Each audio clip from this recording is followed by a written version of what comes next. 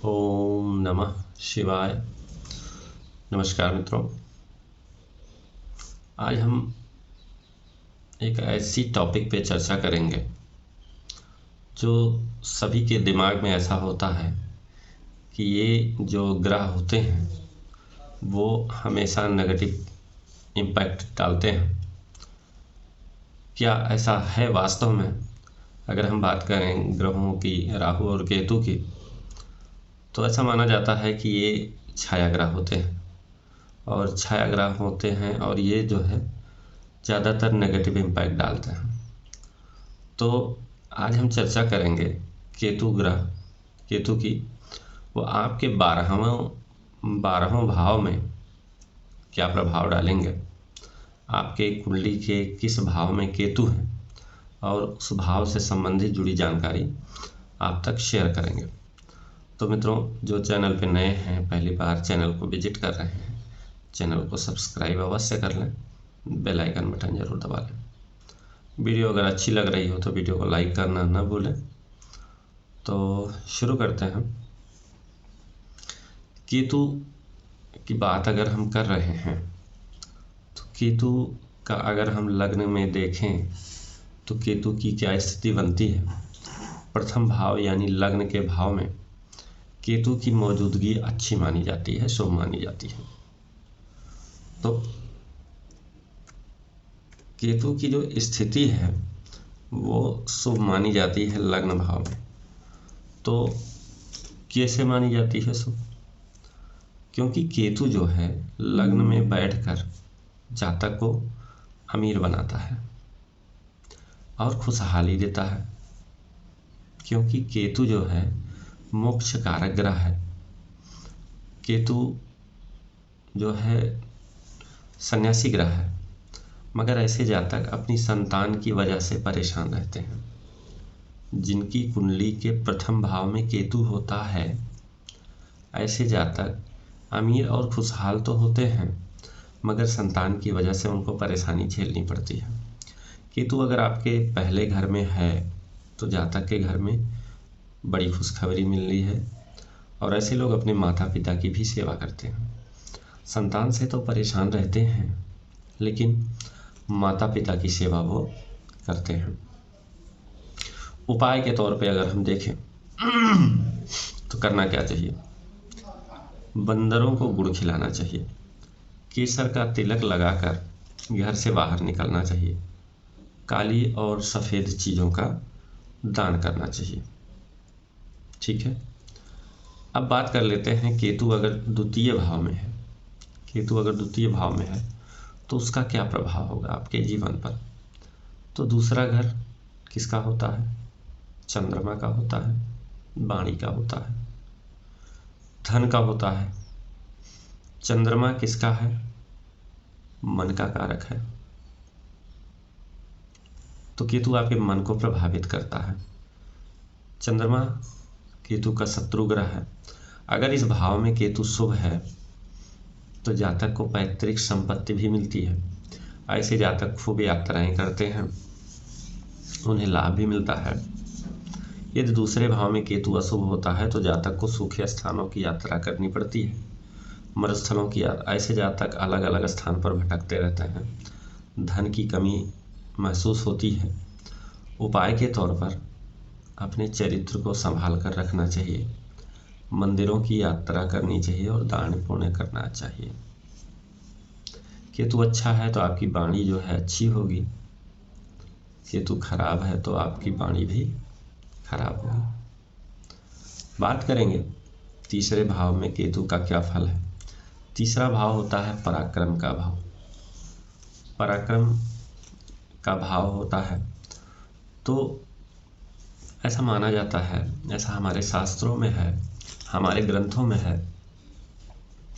कि पराक्रम भाव में अगर सौम्य ग्रह रहते हैं या सौम्य ग्रहों की दृष्टि होती है या सौम्य ग्रहों का संबंध तीसरे घर से होता है तो जातक को चुनौतीपूर्ण जीवन नहीं जीना पड़ता है। उनका हर काम बहुत इजली होने लगता है। लेकिन अगर जातक के तीसरे घर में जो है क्रूर ग्रह बैठे हैं तो व्यक्ति को बहुत ज़्यादा परेशानी झेलना पड़ता है जीवन में। जीवन उनका काफ़ी चुनौतीपूर्ण होता है। तीसरा भाव बुध और मंगल का होता है और दोनों ही केतु के शत्रु होते हैं। इस भाव में केतु शुभ है तो जातक की संतान अच्छी और सुशील होगी और परिवार के सुख की प्राप्ति होगी। यदि तीसरे भाव का केतु अशुभ है तो आपको जो है मुकदमेबाजी में पैसे खर्च करवाता है। आपका जीवन मुकदमेबाजी में ही बीतता चला जाता है। पत्नी से दूरी होती है।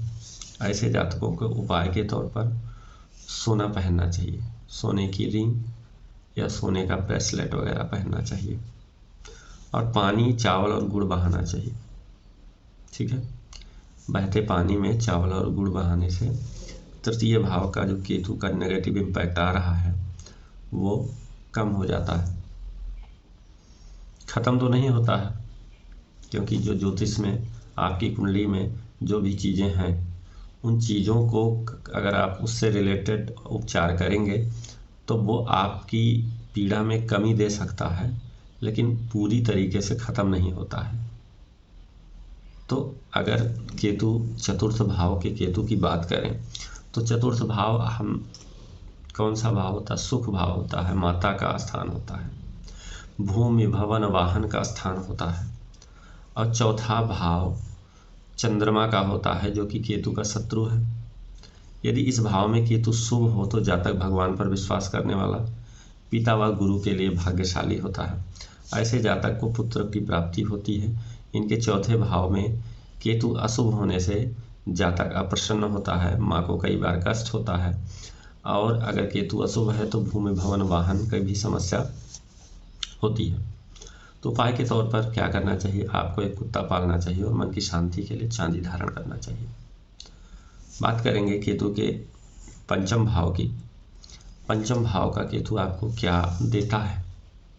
क्योंकि पंचम भाव मन का भाव होता है, भावनाओं का भाव होता है, शिक्षा भाव होता है, संतान भाव होता है। तो पांचवा भाव सूर्य का माना जाता है। अगर कालपुरुष की कुंडली के अनुसार हम देखें तो मेष लग्न से अगर पांचवें देखें तो पंचम राशि होती है सिंह राशि, और सिंह राशि के स्वामी सूर्य होते हैं।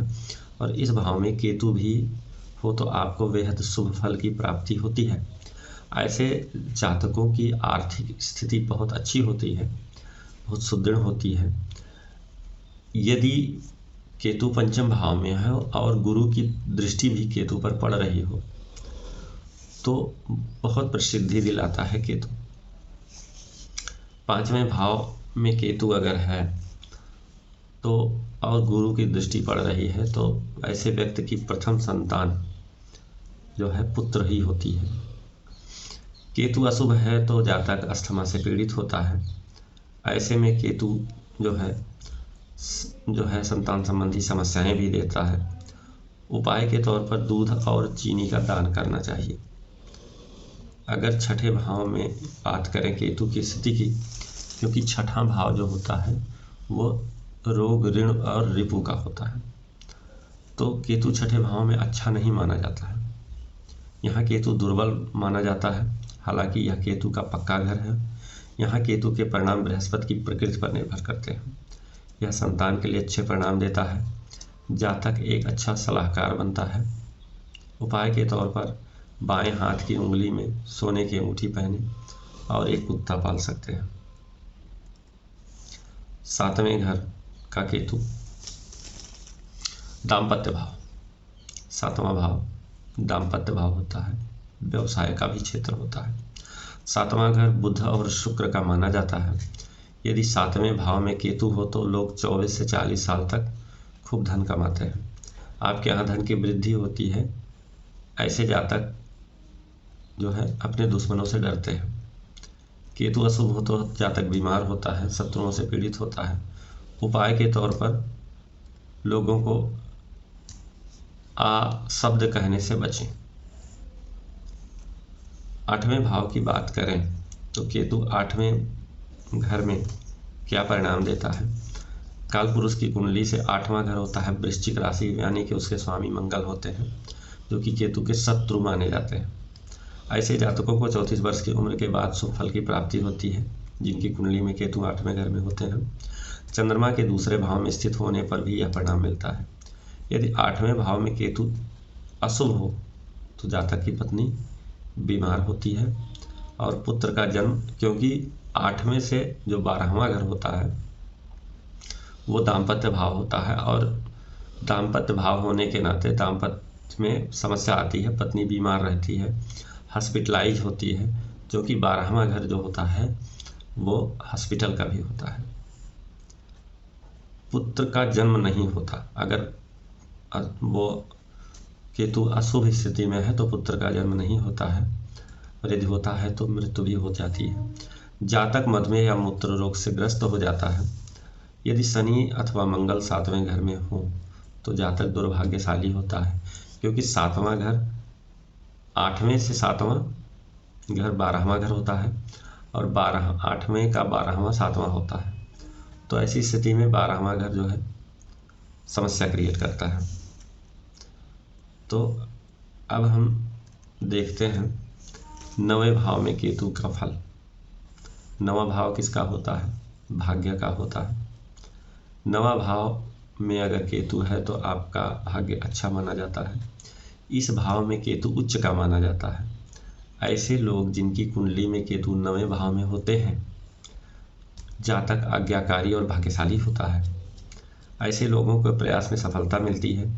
यदि चंद्रमा शुभ हो तो जातक अपने ननिहाल वालों की भी मदद करता है।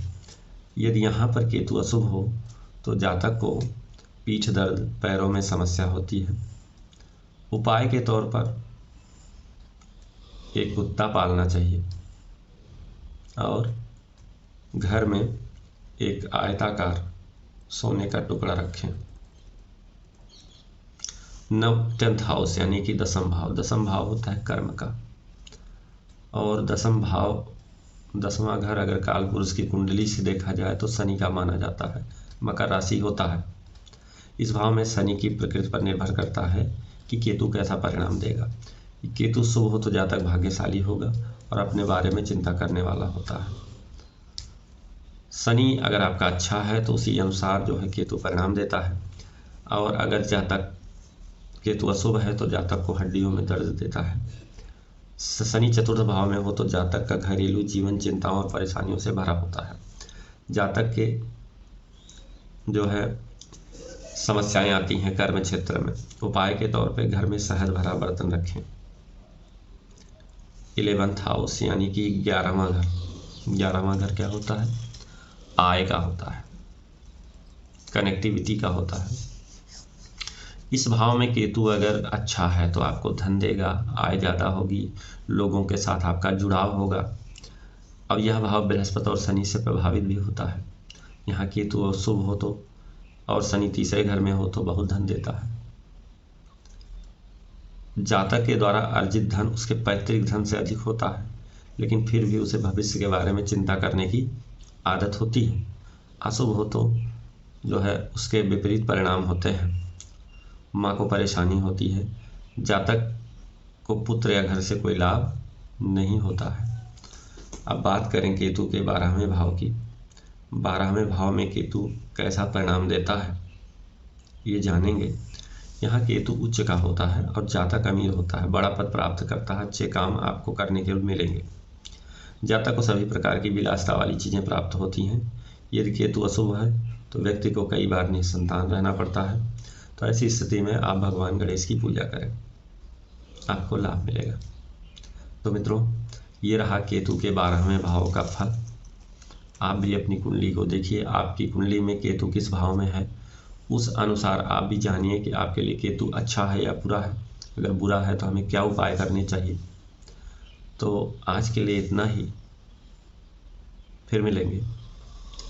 यदि वीडियो आप लोगों को अच्छी लगी हो तो वीडियो को लाइक करना ना भी भूलें, चैनल को सब्सक्राइब करें और अपने दोस्तों में, रिश्तेदारों में ज़्यादा से ज़्यादा लोगों तक शेयर करें। ठीक है मित्रों, तो आज के लिए इतना ही। ओम नमः शिवाय।